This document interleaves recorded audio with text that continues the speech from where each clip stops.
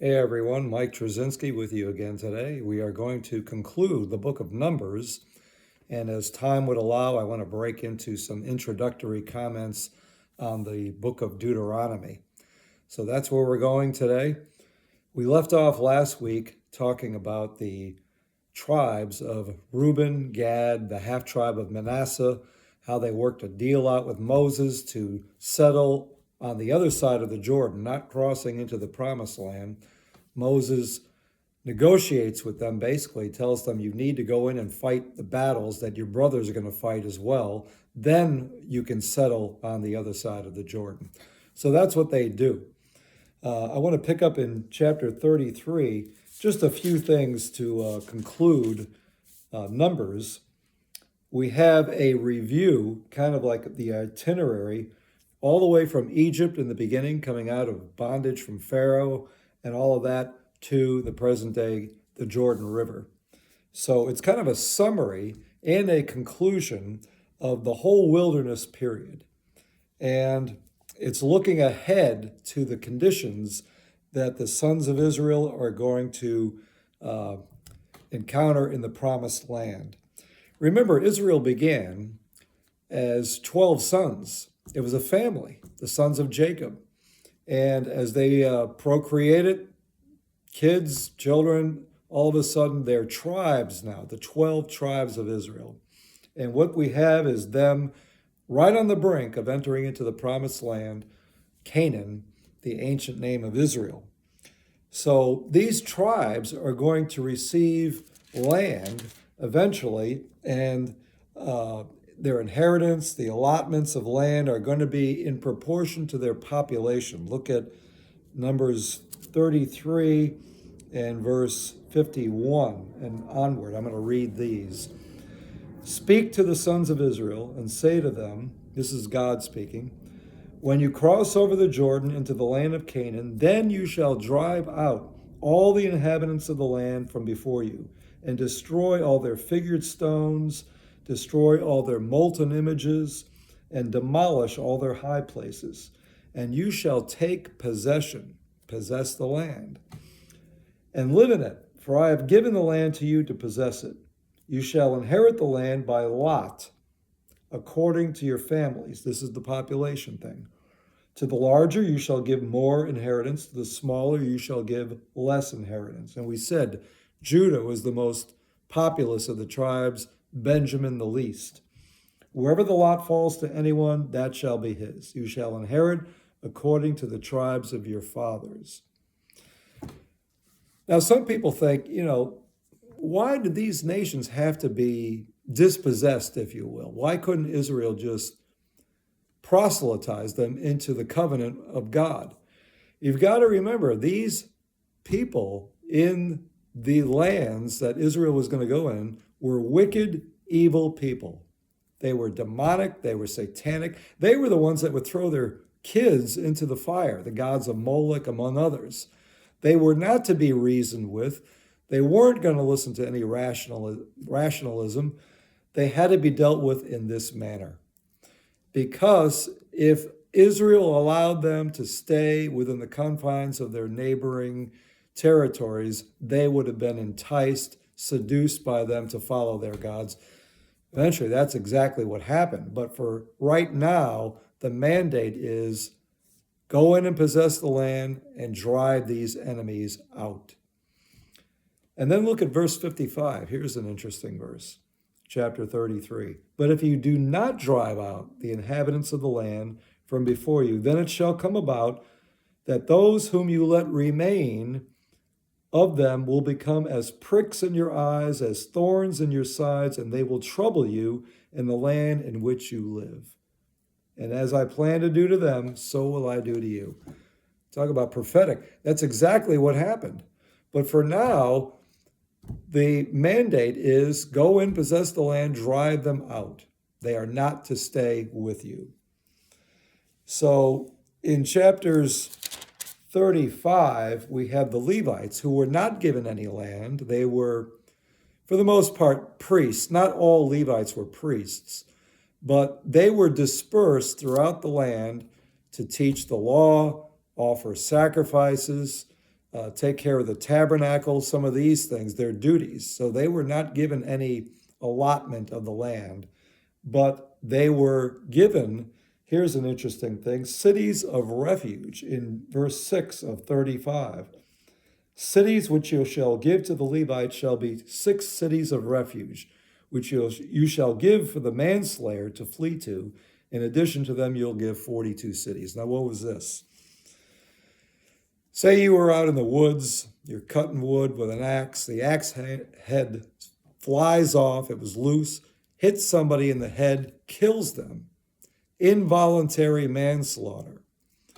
You would flee to a city of refuge until a trial would take place and, they would examine the evidence. The intentional murderer is punishable by death, but an accidental, non-premeditated murder, you had refuge in these cities of which the Levites kind of had jurisdiction over until a trial could be arranged and a verdict reached. So that's what happens in 35. And then in 36, another interesting scenario here. We have a man named Zelophehad, and he doesn't have any sons. He has daughters. Now we know the sons were the ones to receive the inheritance. But the daughters, if they were to marry, their inheritance would be swallowed up more than likely, especially if they married within another tribe. So they come to Moses and they're pleading their case that, if this were to happen, if they were married outside of the tribes, they lose the inheritance of their land. So Moses listens to them, and in verse 6, the Lord speaks and says, "Let them marry whom they wish, only let them marry within the family of the tribe of their father." He says the tribe of the sons of Joseph are right in their statements. So the daughters of Zelophehad had to marry within their own tribe to keep the inheritance, which was mostly land, so that they could continue on. What's the lesson for the church age here? I think it's pretty plain. Marry within your own tribe. Do not marry an unbeliever. I've said this before in some of these lessons. It's worth repeating. I've heard this before in my years of ministry, but I love him. I'll win him to Christ. I know I'll get him to go to church. If I had a dime for every time I heard that line, you have no guarantee that that's going to happen. And so what happens? You marry an unbeliever and everything's okay for a while, and then all of a sudden they say, I don't want to go to church anymore. I'm really doubting this whole thing. And I certainly don't want my kids to grow up in any kind of church or Christian thing. And before you know it, there's the bad fruit of an unbelieving, a covenant that's been established with an unbeliever. It happens all the time. So marry within your own tribe, marry within the confines of the body of Christ. I'm not saying you'll never have any problems, but you won't have that problem, more than likely, an unbeliever beginning to dictate what you can do and what you can't do, or kids or whatever in that regard. So, the last thing on Numbers before I flip here. It took God 40 years to bring Israel out of Egypt to Canaan. Something that would have taken only 2 weeks, maybe a month at best in the geography, it takes them 40 years. Why? Because of the refining experiences they have to go through: rebellion, complaining, murmuring, bad attitudes, sedition, all these things over the course of these years, and all that remnant of that generation begins to die off. Old age, plagues, wars, whatever, kills them off until a new generation is on the scene, those who were either born in the wilderness or were kids, and then all of a sudden they grow up and they are going to be the ones that inherit the land. They possess it. Imagine that. 2 weeks to a month, that's all it would have taken. But their persistent rebellion causes them to go around and around and around. Why? Because God is transforming a horde of slaves that came out of Egypt and making them an army of free men. It reminds me of some Christians that just don't grow. You would think, how long have you been in the Lord? 20 years. How much have you grown? Well, not really a whole lot. Why is that? Look inwardly. Don't blame the church or the pastor or these kinds of things, defending yourself. I really haven't gotten into the Word much. I only pray when bad things seem to happen to me. Of course you're not going to grow. That's going around and around the wilderness. All right, a few things of Deuteronomy, and we'll really begin it the next time we meet. But this is the last book Moses writes in the Pentateuch. Genesis, Exodus, Leviticus, Numbers, and now Deuteronomy. He's 120 years old. And, there's a lot of similarities between Moses and Christ. Moses is a type of Christ. But before I get to that, just a couple of more things here. Deuteronomy, the word means second law. Was there another law or a series of laws that are going to be given? No. It's a repetition of everything Moses got on Sinai, of the law given there. Why does it need to be repeated? What I just said, a new generation comes on the scene.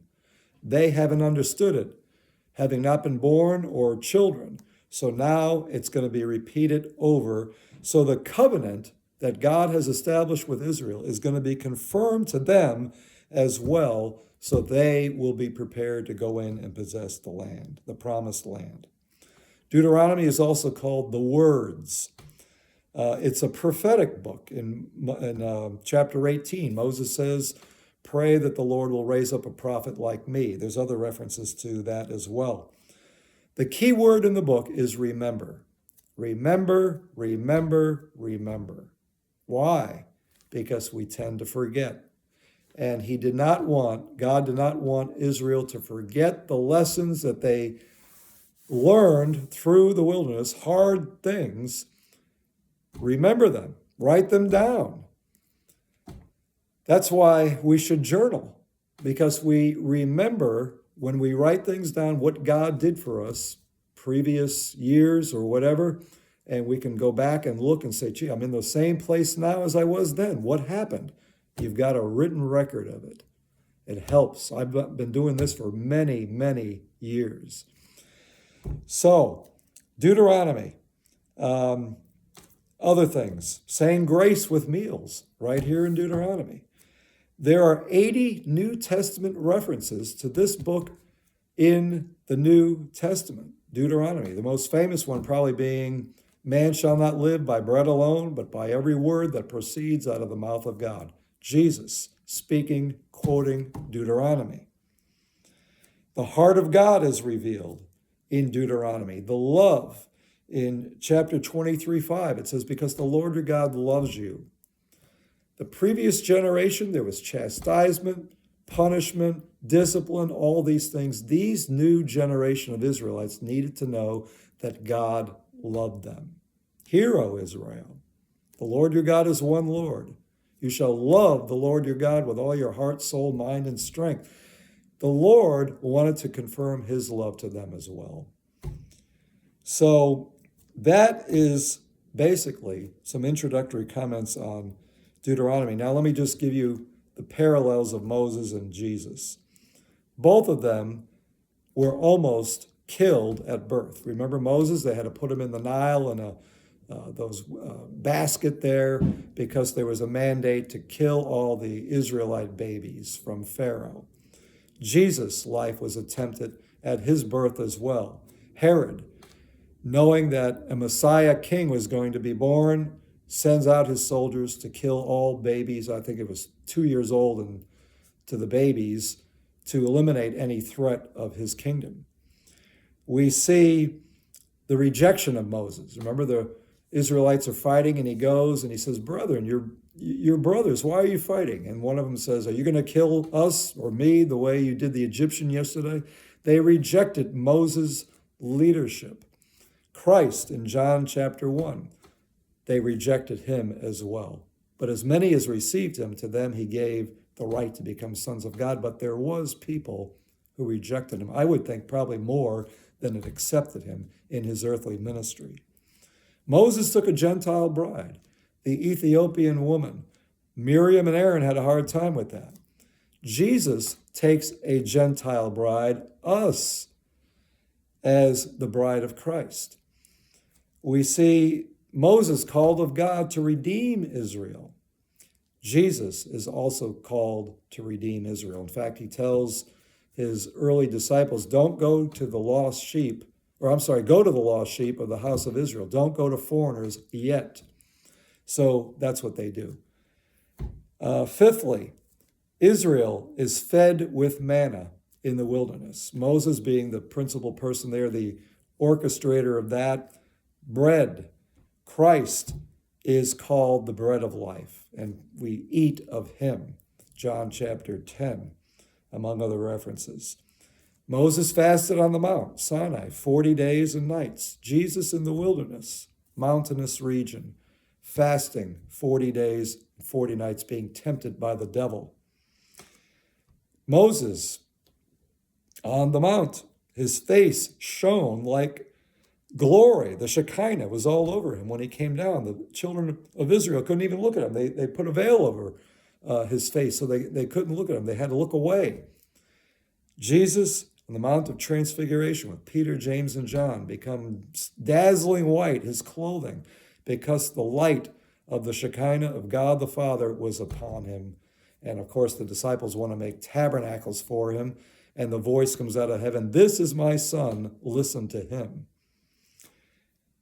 A great intercessor was Moses. In fact, he spared Israel's life on a couple of occasions. God wanted to do away with them, and he pleads and intercedes. The nations are looking, Lord.